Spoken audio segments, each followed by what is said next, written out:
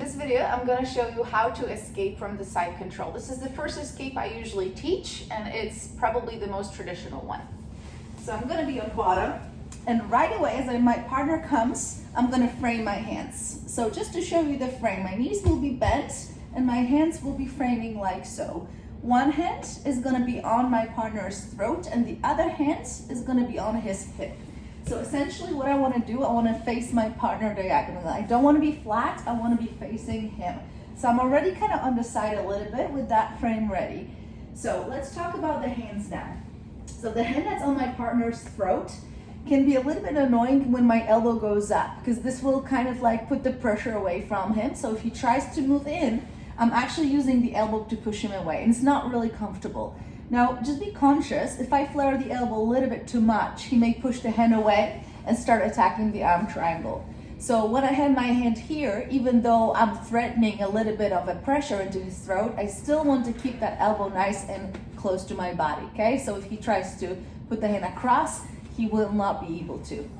Now the bottom hand, my palm is gonna go into my partner's hip over here.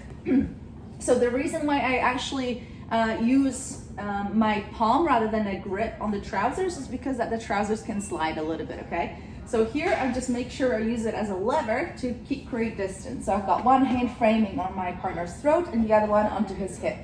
So now I'm gonna make, is keep pressuring a little bit. I can use these frames to start moving away from him.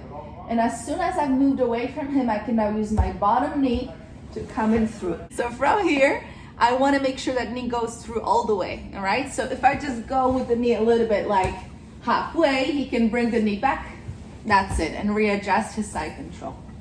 So one more time.